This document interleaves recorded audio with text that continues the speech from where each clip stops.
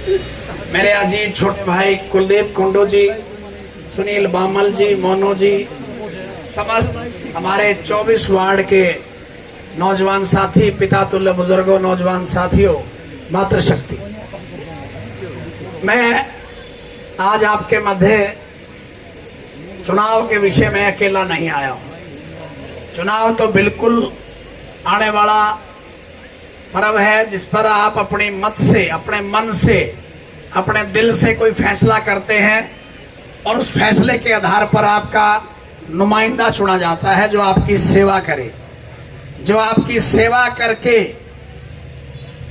आपको वो सब दे जो एक नुमाइंदा देना चाहिए। जैसे कि कभी हम सुना करते थे जब बच्चे थे, जैसे सरपंच चुना करता था तो सरपंच का मतलब था कि न्यायाधीश, और न्यायाधीश का मतलब होता था कि वो सबको बराबर लेकर के चले, सबका बराबर सम्मान करे। आज किस प्रकार के लोग चुन करके गए हैं, आपने वोट पे वोट, वोट पे वोट, वोट पे वोट, वोट पे वोट डाल करके मेरे इस बुजुर्ग ने सदैव 2 से 3 घरानों को आगे बढ़ाने का काम किया। मातृशक्ति, आपने भी इसी तरह वोट पे वोट, वोट पे वोट डाल करके कुछ घरानों को जिताने का काम किया। वो घराने जीत करके जब चले गए तो किस प्रकार से बुजुर्गों का अपमान हुआ, ये मैं नहीं कह रहा। यहाँ 70 साल का भी मेरा चाचा ताऊ बैठा है, यहाँ 80 साल का भी कोई बुजुर्ग बैठा है, वो ये जानते होंगे जब एक परिवार तो ऐसा था जिसका एक छत्र राज हुआ करता था, एक छत्र राज हुआ करता था, मंडी में एक ही कुर्सी लगा करती थी। हमारे बुजुर्ग जब अगर काम के लिए जाते थे तो फिर एक बात कही जाती थी कि खड़ा खड़ा बात कर, कुर्सी नहीं लगती थी दूसरी कोई। अगर बूढ़ा व्यक्ति खड़े खड़े थक जाता, लंबी लाइन होती तो जूतियों में बैठने का काम करवाते थे, जूतियों में बैठने का। क्या हमें अपनी औकात बतवाने का काम करते थे? इस बात में लेस मात्र भी चाचे ताऊ फर्क पा जा तो मैं आपका जिंदगी भर के लिए चोर। वहां तक की बात भी बताना चाहूंगा, जब नौकरियों की बात आती थी तो मांगेराम गुप्ता जी एक बात कहा करते थे कि महावीर जी से जाकर के मिलो, और महावीर जी से जो जाकर के मिलते थे, तुम्हारे में से कई साथी ऐसे बैठे भी होंगे जिन्होंने ये पता होगा, सुना होगा कि किस प्रकार की डिमांडें की जाती थी। मैं तो इस मंच से बोल भी नहीं सकता, मुझे ऐसे संस्कार नहीं है। लेकिन साथियों, अभी कुछ दिन पहले जब उन्होंने विधानसभा का पर्चा भरा, लोगों के बीच में बोलने लगे तो एक बात कहने लगे कि हम लोग जो है गलतियां कर सकते हैं, पिछली गलतियों को माफ कर देना। एक बात सुन लेना चाचे था, वो नेचर और सिग्नेचर बहुत बारी बदलते हैं, इतने आसानी से बदलते नहीं मानस के। एक तरफ आपका ये अंधना सा बेटा है जिसका कोई राजनीतिक घराना नहीं है, मुझे राजनीतिक विरासत में नहीं मिली है। 14 साल पहले आपके बेटे ने मास्टर परिवार में मेरा जन्म हुआ है, और जो साथी यहाँ बैठे हैं खुले मन से बताना चाहता हूँ, 2 किराए के कमरों में पैदा हुआ था ये नौजवान। आज बताना चाहता हूँ 4 बहनें और मैं, 5 बच्चों को एक मास्टर लिखा पढ़ा सकता है और उसकी अपनी देख रेख कर सकता है, और एक छोटा सा कोई घरौंदा बना सकता है, उनकी ब्याह शादी कर सकता है। ऐसा ही मेरे पिताजी ने किया था। लेकिन मुझे कॉलेज टाइम से थोड़ी सी मेरी रुचि राजनीति में रही है। लेकिन एक दुर्भाग्य दोस्तों, एक सबसे बड़ा हमारे माथे पर एक क्वेश्चन मार्क लग गया कि ये मंत्रियों के बेटे ही टिकटें लेकर के आएंगे, एमएलए का पुत्र ही एमएलए में बनेगा। मुझे कोई आपत्ति नहीं इस बात से, योग्य हो तो 100% बने, लेकिन दिल पर हाथ रख करके एक फैसला करना। हम लोगों ने मांगेराम गुप्ता जी को हटाने के लिए डॉक्टर हरिचंद मिड्डा जी को लेकर के आए थे। आज वो मेरे बुजुर्ग हैं, स्वर्ग में बैठे हैं, हम उनके बारे में कुछ नहीं कहना चाहेंगे। लेकिन जो मौजूदा विधायक है, आज उससे कितने आप खुश हैं? आज जब रात को रोटी खा करके सोने जाएं तो अपने इस लाडले भाई बेटे की बात को जरूर ध्यान करें। आप जब यहाँ पर हमारे जैसे लोग आते हैं, इन मंचों पर काजू बादाम रखते हैं, आप लोग यहाँ पर मालाएं और हमारे को लाडुओं से तोलने का काम करते हैं। लेकिन ये वो लोग हैं, यहाँ पर तो इन्हें माला चाहिए, लड्डू भी चाहिए, और कुछ भी नीचे को दे दो वो भी चाहिए। लेकिन जब आप इन्हीं के घरों में जाते हैं, ईमानदारी से एक बात याद करो, जब आप इन्हीं के घरों में जाते हैं तो पानी का गिलास भी हमारे गरीब मजदूर के लिए, कर्मचारी वर्ग के लिए ये पूछते नहीं हैं। ये भी कहा जाता है कि नेताजी तो सो रहे हैं, नेताजी तो है नहीं। और आजकल तो एक बात और चलने लगी। मैं इंदिरा कॉलोनी में गया था, इंदिरा कॉलोनी के लोगों ने मेरा स्वागत किया। उन्होंने कहा कि भाई हम आपके साथ जुड़ना चाहते हैं, आपकी विचारधारा हमें समझ में आई है। हम कहना चाहते हैं उस विधायक को जिसने हमारे को दो टुक जवाब दिया जब हम पानी के पाइप उस कॉलोनी में नहीं थे। और बताना चाहता हूँ कॉलोनी भी कहा, बिल्कुल विधायक जी की छाती के ऊपर जो गर्ल्स सीनियर सेकेंडरी स्कूल है उससे आगे सूद हॉस्पिटल से आगे जैसे ही चलोगे, अगली गली मुड़ोगे तो वो इंदिरा कॉलोनी कहलाती है। आदरणीय विधायक जी ने पता क्या कहा, इंदिरा कॉलोनी में जींद में है क्या? दुख से वो लोग अपनी नाड़ नीची करके आ गए कि अच्छा ये बात है। बोला जी एक बार और जाने का मौका मिला, सीवरेज बैकअप मार रहे थे तो दोबारा हम मन मार के चले गए।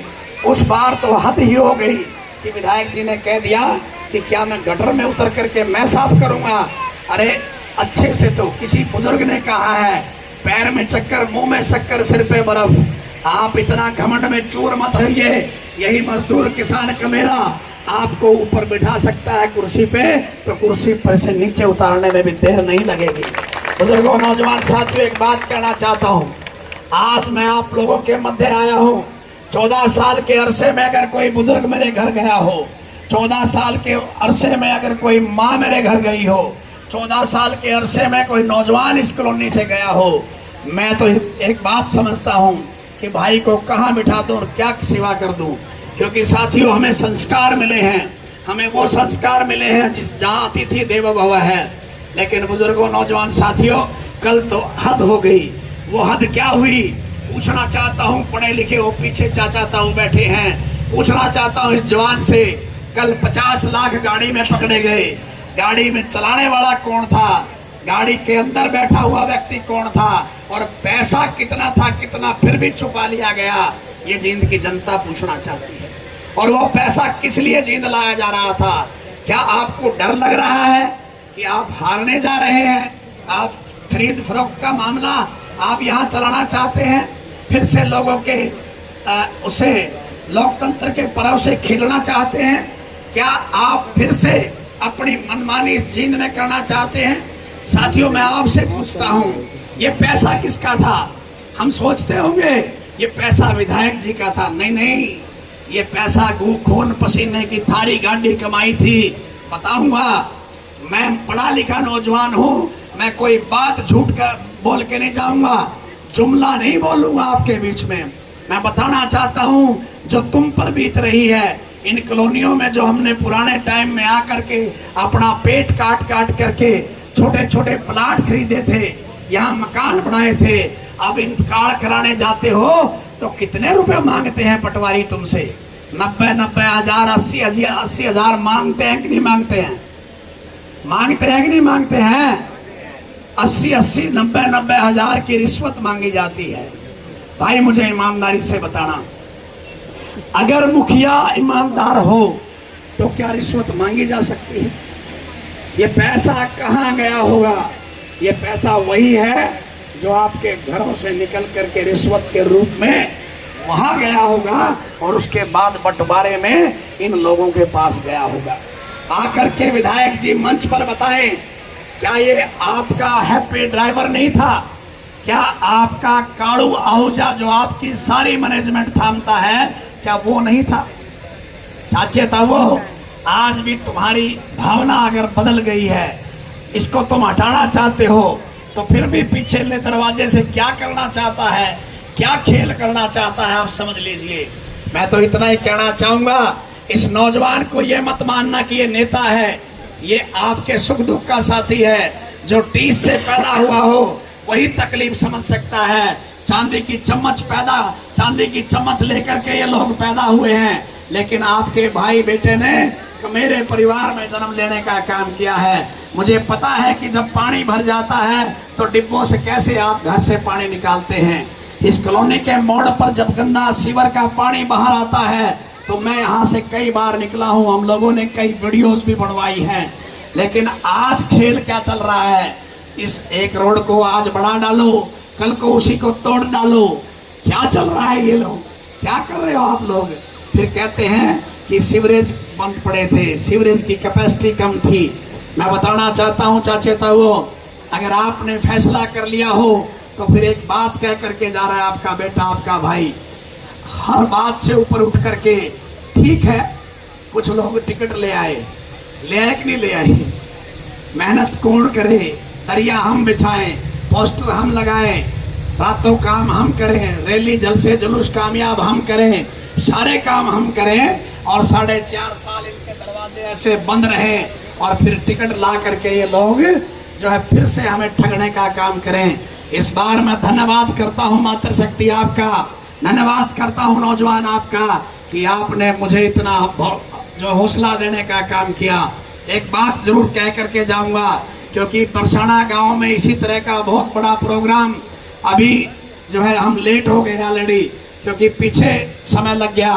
मैं बताना चाहता हूँ, जिस दिन आपके भाई ने यहाँ फार्म भरा था उसी दिन आपने भरोसा और विश्वास दिला दिया था, क्योंकि आज आजाद उम्मीदवार भले ही भाई हो, आज आपके भाई के गन्ने के चुनाव, किसान गन्ना जो है चुनाव चिन्ह जो है हमारा है, उसको आप लोग अपना अस्तित्व मानते हुए, अपना ये मानते हुए कि हमारे सम्मान की लड़ाई है, आज आप मुझे विधानसभा नहीं भेजेंगे, एक नौजवान जो आपकी टीस समझता है उसे वहां भेजने का काम करेंगे।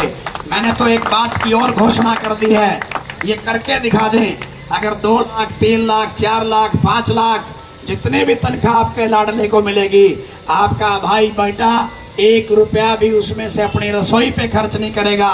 वीडियो में बोल रहा हूँ, एफिडेविट देने का काम करूंगा, लेकिन वो पैसा खर्च कहाँ होगा? वो उस गरीब की बेटी के, जहाँ पर किसी की शिक्षा दीक्षा छूट जाती है, पैसे के अभाव के दौरान कोई बेटा अपनी पढ़ाई छोड़ देता है, तो उस बेटी और बेटे के ऊपर वो तनख्वाह खर्च करने का काम आपका लाडला करेगा। अगर किसी बुजुर्ग का अपमान हो रहा है, बेटा कहीं ना कहीं नशे में चूर है, कहीं ना कहीं जो है नशे का आदी हो गया है, और बूढ़ा कहीं ना कहीं बूढ़ा बाप या बूढ़ी माँ कहीं ना कहीं किसी बीमारी से ग्रस्त है, तो उसकी जो सारी दवा दारू होगी वो आपका बेटा, आपका भाई अपनी तनख्वाह से करने का काम करेगा। अगर हमारे बीच में कोई ऐसा हादसा हो जाता है, कई बार हमारा कोई साया चला जाता है और कोई बेटी जवान होती है, और हम लोग कहते हैं कि भाई ये ब्याही जाए तो बड़ा जो है पुण्य का काम हो, तो 2 लाख मिले, 3 लाख मिले, जितनी भी तनख्वाह आपके लाडले को मिलेगी, एक चवन्नी भी घर में खर्च ना करके उस बेटी के सिर पर हाथ रख करके आप खर्च करना। ये बोल के दिखा दें, इनकी अगर आत्मा मान जाए तो गारंटी है। मैं इन टीवी चैनलों पर बोल रहा हूँ, आपकी पंचायत के अंदर बोल रहा हूँ, एक चवन्नी का भी लाभ लेने का काम आपका लाडला नहीं करेगा। परमपिता परमात्मा ने, अल्लाह ताला ने, वाहिगुरु ने, जीसस ने, जिसको भी आप मानते हैं, मैं हाजिर नाजिर मान करके एक बात कह करके जा रहा हूँ कि एक भी पैसा जो ये होगा वो सारा का सारा 6 महीने में, हर 6 महीने में आपको ऑडिट कराने का काम करूंगा कि फलानी कॉलोनी में, फलानी गली में, फलानी बेटी पे उसका ये मोबाइल नंबर है, उसके पिता का ये एड्रेस है, आप जा कर के चेक कर सकते हो। मैं इनकी तरह नहीं हूँ, लेकिन साथियों क्या करना पड़ेगा? बदलना तो तुम सब चाहते हो, दुखी तो आप सब हैं। आप जब बटन दबाने जाओ तो 7वें नंबर पर आपके भाई, आपके बेटे, आपके लाडले का प्रदीप सिंह के नाम से जहां नाम मिलेगा, उसके आगे का चुनाव निशान गन्ना किसान के नाम से जब आप दबाओगे तो इनसे वैसे ही छुटकारा मिल जाएगा। और उसके बाद एक वादा करता हूं, 24 वार्ड की एम्प्लॉयज कॉलोनी और जहां तक का भी एरिया है, आपका भगत सिंह कॉलोनी जो भी हमारा वार्ड पड़ता है, जहां तक का आपका बच्चा भी अगर घर में आएगा तो आपका भाई, आपका बेटा आपकी निंदा नहीं होने देगा, आपकी इज्जत करेगा, आपके लिए सिर झुका करके काम करेगा। मैं तो इतना अख्तियार भी देता हूँ, ये बुजुर्ग सूबेदार साहब बैठे हैं, ये डोगा मार के काम लेंगे, इस तरह का आपका बेटा आपका व्यवहार रखेगा। हमारे बड़े भाई बैठे हैं, बाम रोड के काम ले सकते हैं। ये नौजवान मेरे कंधे पर हाथ रख करके मेरा फैसला बदल सकता है, भाई मेरा कंधे पर हाथ रख करके फैसला बदल सकता है। साथियों, उनका कर सकते हो क्या? उन्हें तो जाके टुकर टुकर बाहर खड़ा होकर लिखाना पड़ा है। आप में से जो भी साथी आज तक गए हो, आपको मान सम्मान मिला होगा। राजनीति को बदलने के लिए आपको एक बात बदलनी पड़ेगी कि इस बार हर बात को छोड़ करके इन दोनों परिवारों से अगर निजात पानी है, अगर अपने आप का अस्तित्व बनाने का काम करना है, अगर कर्मचारी से लेकर व्यापारी तक और युवा से लेकर मातृशक्ति तक हम ऐसी योजनाओं को बनाने का काम करें कि हर युवा के हाथ में रोजगार हो, बेटी सुरक्षित हो, बाप को दवा दारू के लिए कहीं तरसना ना पड़े। आप लोगों के लिए काम करने के लिए आया हूँ। अगर आपको ये लगता है कि भाई बेटा एक अच्छे स्वभाव का है तो फिर एक एक वोट दे करके ताकत थम दे देना, हरी कमजोरी ना बन जाऊं तो मेरी गारंटी है हम सारी उम्र अपने भाई बेटे से दूर नहीं रह पाओगे। इतना प्यार आपका बेटा आपका भाई आपसे रखेगा। जय हिंद, जय भारत, जय जींद, जय भारत भाई।